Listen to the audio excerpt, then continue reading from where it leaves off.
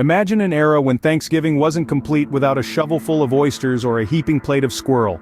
Yes, you heard it right, squirrel. Welcome to a journey back in time where we explore the forgotten dishes that once held a revered place at the Thanksgiving table. From unusual seafood spreads to game meats and from root vegetables to lost desserts, we'll be unearthing forgotten recipes that will fascinate your culinary senses. Delve into the past with us as we unearth these fascinating centuries-old recipes. If you're enjoying this journey into culinary history, don't forget to subscribe to our channel for more delicious content. We promise to continue to dish out fascinating tales of gastronomic adventures from the past. We're just getting started on this Thanksgiving feast, so stick around. Next, we're diving deep into the ocean's bounty, exploring a seafood spread that would have graced the Thanksgiving tables of our ancestors. So, strap in, food lovers, as we continue our voyage through the forgotten feast of Thanksgiving. Our ancestors' Thanksgiving tables were covered with seafood, particularly in coastal areas. This was not just a matter of preference, but of practicality. In the early days of the colonies, the ocean was a bountiful and conveniently close source of nutrition. Imagine a Thanksgiving where the centerpiece isn't a golden-baked turkey, but a steaming pot of clams or a platter of grilled eel. To our modern palates, this might seem unusual, even daring. But for early settlers, seafood was a staple, not a novelty. Oysters, for instance, were not just a delicacy, but a mainstay of the Thanksgiving spread. Imagine scooping a fresh oyster from its shell, its taste a briny kiss from the sea, a flavor as old as the tides themselves. The pilgrims would have enjoyed them raw, roasted, or perhaps in a savory pie. And let's not forget clams, those humble bivalves that hide a pearl of flavor within their shells. The clams would have been harvested from the abundant tidal flats, steamed open over a roaring fire, and then perhaps tossed with herbs and butter. Now let's talk about eel. Yes, eel. This slippery serpentine creature was a highly prized catch, and an integral part of many a colonial feast. Eel could be roasted, stewed, or even baked into pies. It was considered a nutritious and hearty food, perfect for fortifying the body against the cold New England winters. These seafood-based dishes offered a taste of the ocean's bounty, a celebration of survival in a new and often challenging land. They were a testament to the settlers' resourcefulness, their ability to adapt, and their deep gratitude for the gifts of the sea. Today, these dishes might seem a far cry from our traditional turkey and stuffing, but they offer a fascinating glimpse into the culinary history of Thanksgiving. They remind us that this holiday, at its core, is about gratitude for nature's bounty, whatever form that may take. Next time you're near the coast for Thanksgiving, why not try adding some oysters to your table? It could be a delicious way to connect with our past, while creating new traditions for the future. Scene script: turkey wasn't always the star of the show. In fact, early Americans feasted on a variety of game meats. Let's take a step back in time, to an era when the main course at Thanksgiving was far from the turkey we know and love today. Yes, the early American settlers had a slightly different menu, one that was dictated not by tradition, but by necessity and availability. It was a menu rich in game meats, such as venison, rabbit, and even squirrel. Picture this, a grand Thanksgiving feast. But instead of the golden brown turkey taking center stage, there's a roasted venison. Yes, deer meat was a common feature at the Thanksgiving table. Venison, known for its rich, gamey flavor, was often roasted or stewed, creating a hearty main dish that warmed the body and soul on those chilly November evenings. But the game meat variety didn't stop at venison. Early settlers also relied heavily on rabbit. Rabbit stew, rabbit pie, even roasted rabbit were all common dishes. The lean, slightly sweet meat of the rabbit provided a welcome change from the stronger flavors of other game meats. And then, perhaps most surprisingly, there was squirrel. Yes, you heard that right, squirrel. These small, agile creatures were abundant in the forests of early America, making them an easy catch for settlers. Squirrel meat was typically used in pies or stews, providing a unique taste that's hard to compare to any modern meat.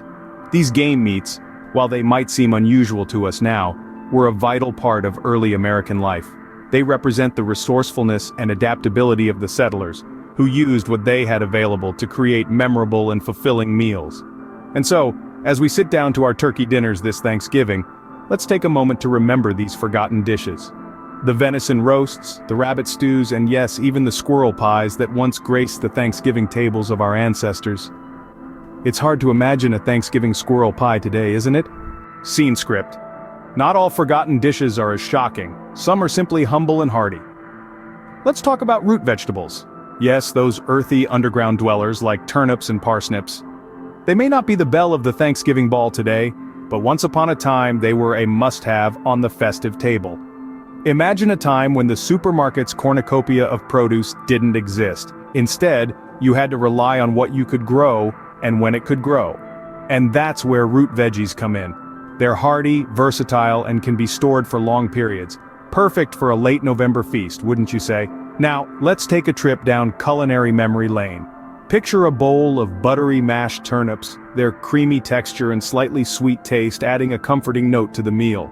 Or how about a hearty parsnip stew, its earthy flavor deepened by slow cooking, a dish that truly encapsulates the essence of autumn. And let's not forget about the beetroot. Roasted to perfection, their natural sugars caramelized, they would have added a delightful touch of sweetness to the table. Then there were the dishes that combined several root vegetables. A medley of roasted roots, for example, would have been a colorful and tasty side dish. Or a root vegetable gratin, layers of thinly sliced turnips, parsnips, and sweet potatoes, all bathed in a creamy sauce and baked until golden and bubbling. These recipes are simple, yes, but they are also deeply satisfying. They speak of a time when food was less about show and more about sustenance and gratitude. Root vegetables may not have the glamour of today's Thanksgiving favorites.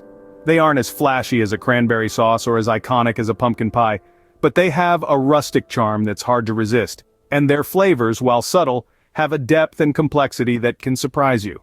So this Thanksgiving, why not give these humble heroes of the vegetable world a chance?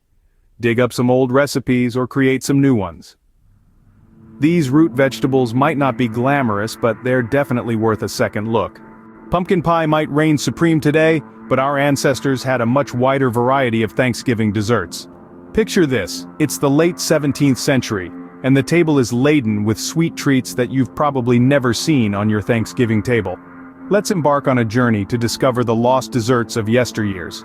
First up, we have the mincemeat pie, a traditional English dish that made its way across the Atlantic with the early settlers. Contrary to what the name implies, mincemeat pies were sweet, not savory. They were filled with a mixture of minced meat, suet, sugar, spices, and fruits like currants, raisins, and prunes.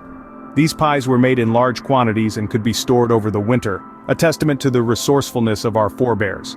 Next, let's turn our attention to stewed pears, a dessert that's almost poetic in its simplicity. Pears were among the first fruits to be harvested in the fall, making them a natural choice for Thanksgiving. These pears were gently stewed in a sweet syrup until they became tender and infused with flavor. Some recipes called for the addition of spices like cinnamon and cloves, transforming this humble fruit into a warm, comforting dessert. Lastly, let's delve into the history of Indian pudding. This dessert was a New England staple, made from cornmeal, milk, molasses, or maple syrup, and spices. The dish was slow cooked for hours until it reached a custard-like consistency. It was a nod to the Native Americans, who introduced the Pilgrims to the versatility of corn. These forgotten desserts tell stories of resourcefulness, adaptation, and appreciation for the bounties of the land. They connect us to a past where food was not just about sustenance but also about community and celebration. So, as we gear up for Thanksgiving this year, maybe it's time to trade in the pumpkin pie for a mincemeat pie, stewed pears, or even an Indian pudding.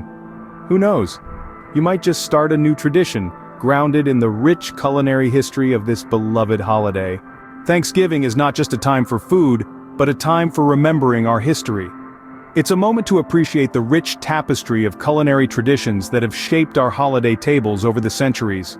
Today, we've journeyed through time, unearthing and savoring the forgotten flavors of Thanksgiving. From the abundant seafood spreads that graced the first settlers' tables, to the game meats that once took center stage, the humble root vegetables that provided sustenance and warmth, and the lost desserts that sweetened the holiday. These dishes, once the stars of the Thanksgiving banquet, may have faded into the background over time, but they still hold a captivating allure. They tell a story of resilience, adaptation, and the beautiful amalgamation of diverse cultures and traditions.